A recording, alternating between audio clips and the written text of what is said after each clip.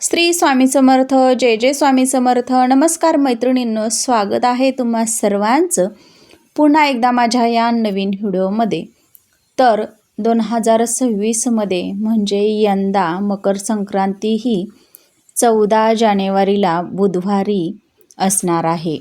या दिवशी मकर संक्रांतीचा जो पुण्यकाळ आहे, धनु राशीतून मकर राशीमध्ये सूर्याचं संक्रमण हे 14 जानेवारीला बुधवारी 3:06 होणार आहे आणि संक्रांतीचा पुण्यकाळ हा दुपारी 3:06 ते सूर्यास्तापर्यंत असणार आहे.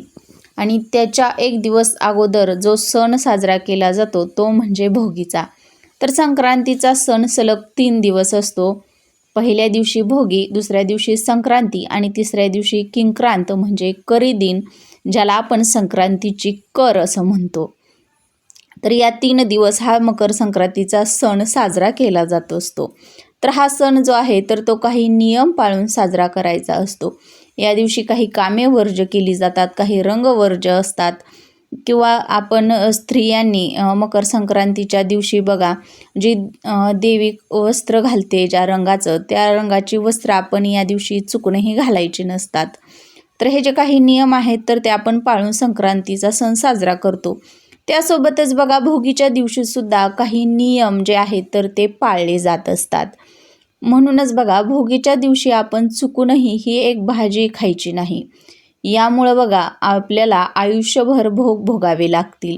99% लोकांना माहीतच नसतं की भोगीच्या दिवशी कोणते नियम पाळायचे आहेत, कोणती कामे वर्ज करायची आहे, कोणती भाजी खायची आहे, सुगड पूजन कसं करायचं, भोगीच्या भाजीमध्ये कोणकोणत्या भाज्या असायला हव्यात, कोणत्या भाज्या ज्या आहेत तर त्यावरून आपल्याला या भोगीच्या भाजीमध्ये, ज्याला आपण खेंगट असं म्हणतो, तर त्याच्यामध्ये टाकायच्या असतात, कोणत्या वर्ज करायच्या आहेत. तर याविषयीची संपूर्ण माहिती आपण आज या व्हिडिओमध्ये पाहत आहोत. भोगीच्या दिवशी आपण चुकूनही ही एक भाजी खायची नाही. आपल्याला बघा, नाहीतर भोग भोगावे लागत असतात. आपल्याला आयुष्यभर पश्चाताप करावा लागत असतो. आपल्या कळत नकळत आपल्याला अनेक संकटांचा सामना जो आहे तर तो करावा लागू शकतो. भोगीच्या दिवशी बघा, केस धुण्याला जेवढं महत्त्व दिलं जातं तितकंच महत्त्व आपण काय खातो याला सुद्धा आहे. त्यामुळे या दिवशी चुकूनही ही एक भाजी खाऊ नका. याची माहिती पाहतोय आपण. यंदा म्हणजेच 2026मध्ये 13 जानेवारीला वार मंगळवार या दिवशी भोगी आलेली आहे. भोगी हा आनंदाचा आणि उपभोगाचा सण मानला जातो. पण या शब्दाचा दुसरा पण अर्थ आहे बघा. जेव्हा आपण देवांना नैवेद्य दाखवतो म्हणजेच अर्पण करत असतो, तर त्या नैवेद्यालाही भोग असं म्हटलं जातं. या दिवशी इंद्रदेवांची आठवण काढली जाते. इंद्रदेवांनी आपल्या शेतात उदंड पिकं पिकावीत म्हणून प्रार्थना केली होती, अशी धारणा किंवा एक प्रकारची मान्यता आहे.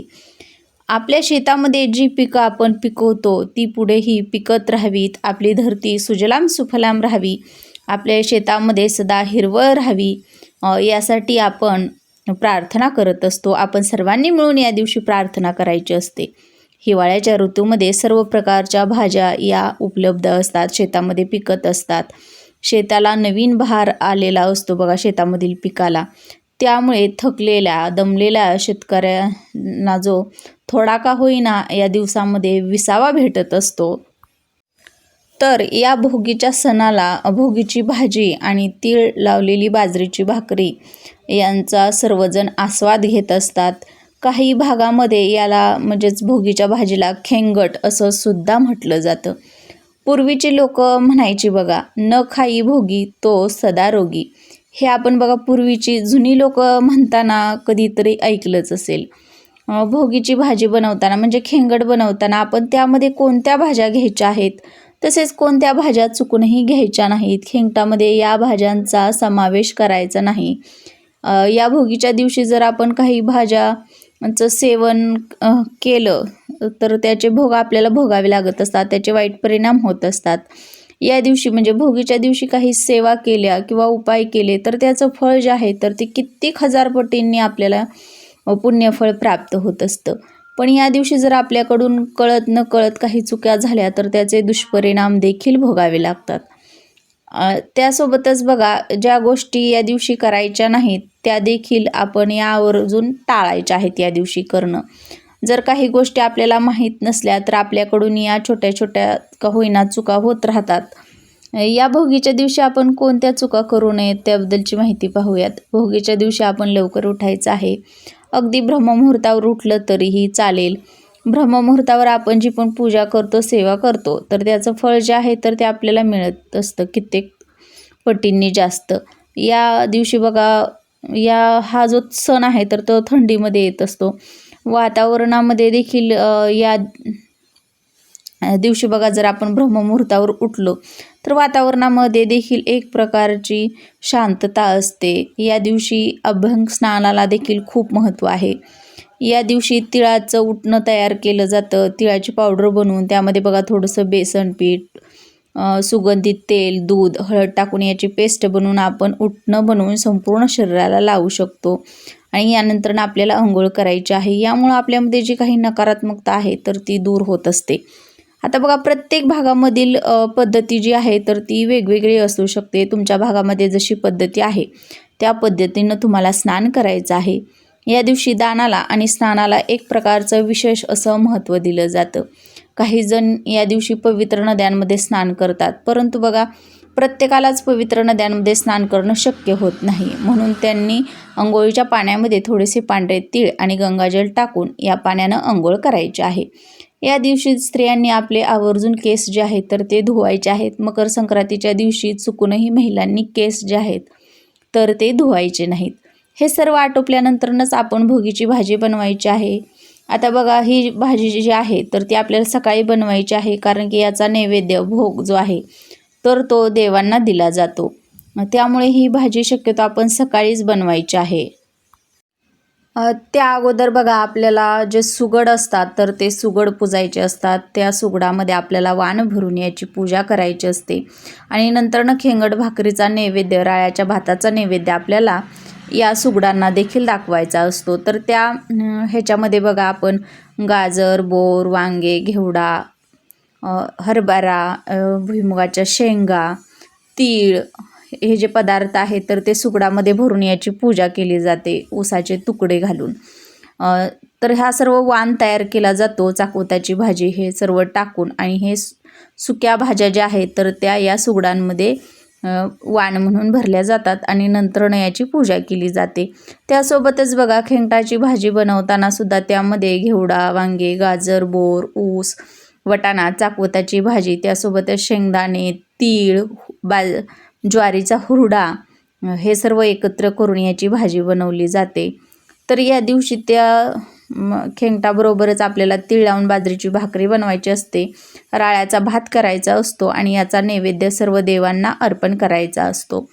तर ह्या ज्या भाज्या आहेत तर त्या आपण खेंगटामध्ये टाकायच्या आहेत. आता बघा, सर्व भाज्या ऋतूमध्ये या हिवाळ्याच्या भरपूर प्रमाणामध्ये उपलब्ध असतात आणि प्रत्येक भाजीचं आपलं वेगवेगळं महत्त्व आहे. प्रत्येक भाजीमुळं आपल्या शरीराला त्यातील कोणते ना कोणते घटक मिळत असतात आणि म्हणूनच ही भाजी जी आहे तर ती हिवाळ्याच्या दिवसामध्ये खाणं खूप महत्त्वाचं आहे. बाजरीची भाकरी खाल्ल्यानं आपल्या शरीरातील उष्णता वाढते.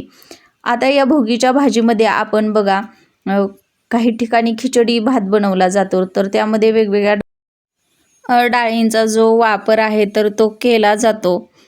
तर त्यामध्ये आपण मसुरीची डाळ जी आहे तर ती या भाजीमध्ये किंवा खिचडीमध्ये टाकायची नाही. त्यासोबतच बघा, ही जी भाजी आहे तर त्याचा नैवेद्य आपण देवांना दाखवत असतो, भोग लावत असतो देवांना. तर शक्य असेल तर आपल्याला नैवेद्य दाखवण्यापुरती का होईना कांदा, लसूण, हे जे तामसी पदार्थ आहेत तर ते न टाकता आपल्याला थोडीशी भाजी बनवून त्याचा नैवेद्य हा जो आहे तर तो आपल्याला देवांना दाखवायचा आहे किंवा भोग लावायचा आहे देवांना. त्यासोबतच बघा, या दिवशी आपल्याला तर आता स्वतःला तर म्हणजे कांदा लसूण विरहित खाणं जे आहे तर ते आवडत नाही. तर अशा वेळेस आपण आपल्याला जे खायची भाजी आहे त्यामध्ये कांदा लसूण टाकून एक वेळ खाल्ले तरी चालेल, पण देवांना हा जो नैवेद्य आहे तर तो असा तामसी पदार्थांचा अर्पण करू नये. त्यासोबतच बघा, या दिवशी मांसाहार वर्ज्य करावा. या दिवशी कोणताही मांसाहार जो आहे तर तो चुकूनही करू नये. भोगीच्या एक दिवस अगोदरसुद्धा आणि नंतरनं भोगी, किंक्रांत, संक्रांत या तिन्ही दिवशी आपल्याला ही जी मांसाहार आहे तर तो वर्ज्य करायचा आहे. तर हे जे पदार्थ आहेत तर ते तुम्ही चुकूनही या भोगीच्या दिवशी खायचे नाहीत.